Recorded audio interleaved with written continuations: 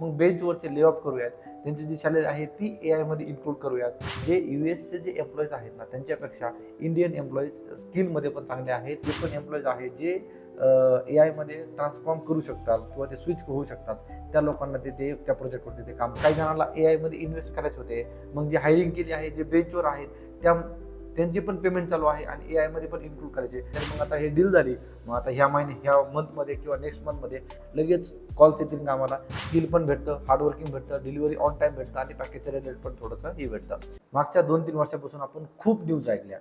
I टीमध्ये lay off, I टीमध्ये firing, I टीमध्ये टर्मिनेशन, आय टीचे जॉब गेले, आय टीमध्ये 12,000 गेले, ॲमेझॉन हे ते.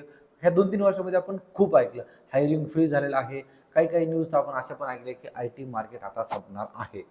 बट लास्टच्या 2 मंथ्सपासून तुम्ही जून जुलै बघत असाल, जर तुम्ही आणि ह्या चांगल्या न्यूज यूट्यूबर्स काय करतात ना की व्ह्यूज वाढवण्यासाठी अरे हे ले ऑफ, हे ले ऑफ, ते ले ऑफ, अशा मोठे ट्रेलर.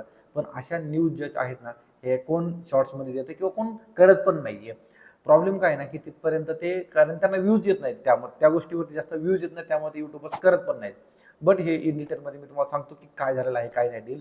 तर एससीएल टेक कंपनी आहे, त्यांनी 1.1 बिलियन हे जी एक मेगा डील केली आहे मर्सिडीज बेंज बरोबर. तर त्यांचं जे ओव्हरऑल त्यांची जी पण काही सिस्टीम्स आहेत गाड्यांच्या असेल किंवा जे त्यांच्या यूजमध्ये त्यांच्या कंपनीच्या अंडर ज्या सिस्टीम्स आहेत ना त्यामध्ये त्यांना ए आयचं इन्क्लूड करायचं आहे. आणि हे सगळं काम त्यांनी एससीएल टेकला दिलेलं आहे. आणि ही डील त्यांनी डिसेंबर 2031 पर्यंत हे त्यांना दिलेली आहे.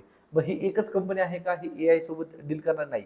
तर TCSचं पण आहे, अँथोप्रिक बरोबर त्यांनी पार्टनरशिप केलेलं आहे. आणि असंच त्यांनी, मी तुम्हाला इन डिटेलमध्ये सगळं दाखवतो, शो करतो आणि व्हिडिओमध्ये पण सांगतो. इन्फोसिसचं पण असंच आहे. सो एक कंपनी करते का नाही तर मल्टिपल कंपनीज करतात. तर त्यामुळे आपण असं बोलू शकतो की आता आय टी जॉब मार्केट जे आहे ना ते स्टेबल आहे आणि ते आता वरती हळूहळू जाते. बरं, थोडंसं बॅकएंडला जाऊ की नेमकं हे झालं काय होतं. आता मी काही खूप जास्त तुम्हाला सांगत नाही, पण हे सांगतो की तुम्हाला हे कोविडमुळे झालं होतं. तर कोविडमध्ये काय झालं की बाबा एक्सपेक्टेशन कंपनीचे वाढलं होतं, मग हायरिंग झाली, मग प्रोजेक्ट्स नाही आले, एक्सपेक्टेशन मॅच नाही झाले, मग हळूहळू त्यांनी काय केलं आणि त्यामध्येच ए आयचं पण आलं. मग हे प्रिडिक्शन झालं की बाबा हां की आता ए आय जॉब खाणार आहे. मग त्यानंतर ह्या न्यूजमुळे पण खूप हाईप झाले किंवा काही जणांना ए आयमध्ये इन्व्हेस्ट करायचे होते. मग जे हायरिंग केली आहे, जे बेंचवर आहेत त्यांची पण पेमेंट चालू आहे आणि ए आयमध्ये पण इन्क्लूड करायचे. मग बेंचवरचे ले ऑफ करूयात, त्यांची जी सॅलरी आहे ती ए आयमध्ये इन्क्लूड करूयात. त्यानंतर काही कंपनी असं होते की ते ए आयमध्ये इन्व्हेस्ट करायच्या, पण त्यांना रिटर्न ऑफ इन्व्हेस्टमेंट नव्हतं, कारण पिक्चरच क्लिअर नव्हता. ए आय किती काम करून देणार आहे, कारण आपल्याला फक्त एकच न्यूज माहिती, ए आय रिप्लेस आपला जॉब करणार आहे किंवा ए आय आपला जॉब खाणार आहे, एवढंच माहिती आपल्याला. आणि एवढीच न्यूज आपल्या चालू होत्या मार्केटमध्ये पण यामध्ये आता कंपनीजला एक पिक्चर क्लिअर झालेला आहे. ए आय कितीपर्यंत, म्हणजे ए आय चॅटबोट करू शकतो का, सपोर्टला यूज करू शकतो का, डेव्हलपमेंटला करू शकतो का, टेस्टिंगला करू शकतो का, ए आय यूज करून आपली प्रोडक्टिव्हिटी इन्क्रीज करू शकतो का, आपण ए आयमध्ये म्हणजे ए आयमध्ये किती इन्व्हेस्ट करू शकतो, ए आयचं इन्फ्रास्ट्रक्चर कसं आहे, किती एम्प्लॉईचं काय, हा सगळा पिक्चर कंपनीजला आता अंडरस्टँड झालेला आहे. आणि त्यामुळेच कंपनी आता स्टेबल आहेत. जर तुम्ही रिसेंटली बघत असाल 2-3 महिन्याच्या आतमध्ये, तर ले ऑफ खूप कमी आहेत. आता हळूहळू हायरिंग पण होत आहे.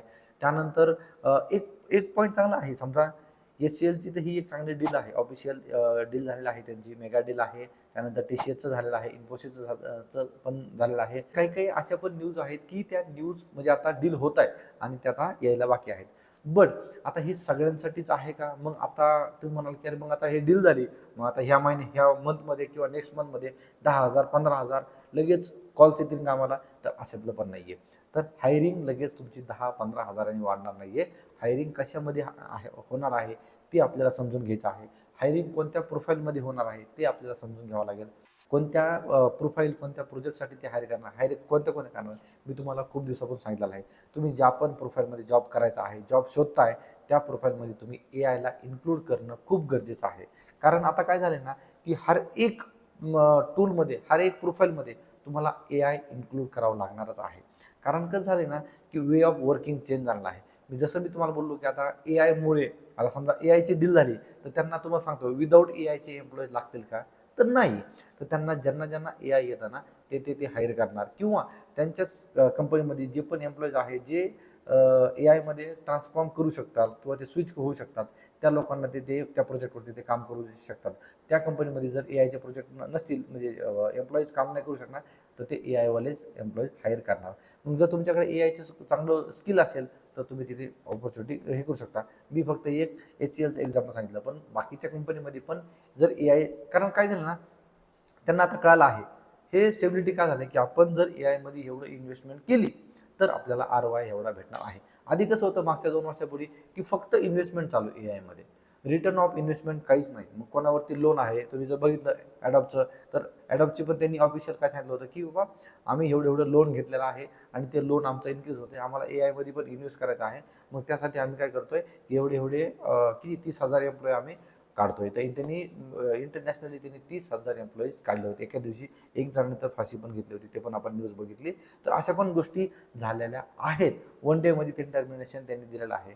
बट आता पिक्चर क्लिअर झालेला आहे. IT इंडस्ट्रीला हळूहळू पिक्चर क्लिअर होतोय आणि तो आता काय करताय, रिटर्न ऑफ इन्व्हेस्टमेंट त्याला क्लिअर झाल्यामुळे ते काय करताय, आता थोडंसं इन्व्हेस्टमेंट पण करताय, हायरिंग पण करताय आणि जे एम्प्लॉईज आहेत त्यांना इन्क्रीमेंट पण देताय, जे ए आयमध्ये इन्क्लूड करताय त्यांच्यामध्ये.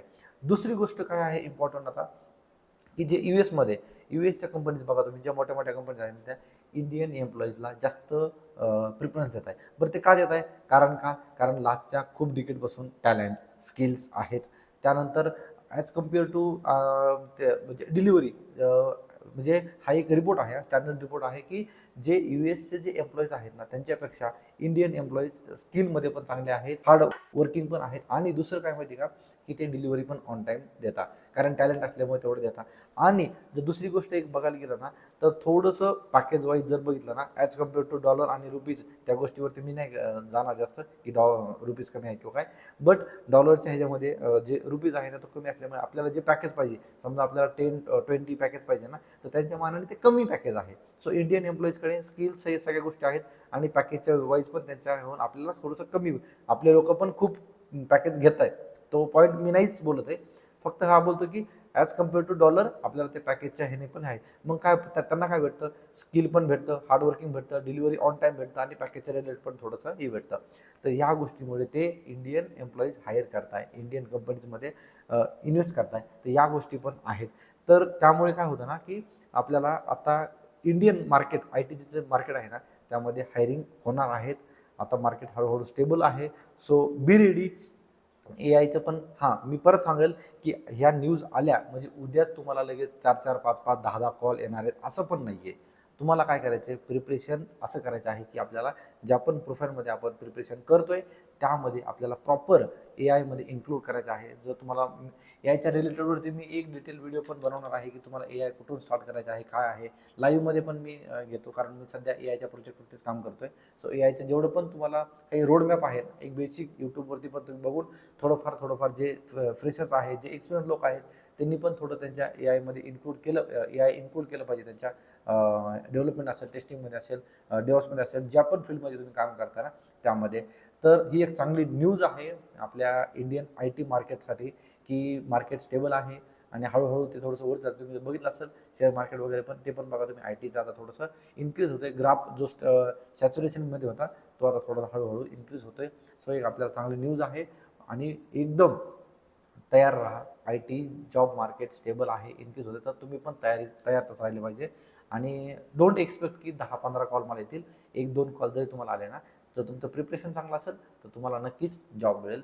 तर ही न्यूज मला खरंच चांगली वाटली आणि हे तुमच्यापर्यंत पोहोचणं पण गरजेचं होतं. तुम्ही पण सर्च करत जा, अशा न्यूज बघत जा. ह्यानी पण काय होतं की आपल्याला थोडंसं मोटिवेशन भेटतं की यार नाही आपण जॉब करू, कारण कसं असतं स्टडी करून थोडंसं आपल्याला डिमोटिवेट आपल्याला होतं. तर त्या गोष्टी तुमच्या फ्रेंड्सबरोबर ग्रुप डिस्कशनमध्ये ह्या अशा गोष्टी पण तुम्ही करत जा. व्हिडिओज बघत जा, पॉझिटिव्ह व्हिडिओज बघत जा. सारखं तेच ले ऑफचे बॅड हे त्या पण नका बघत जाऊ.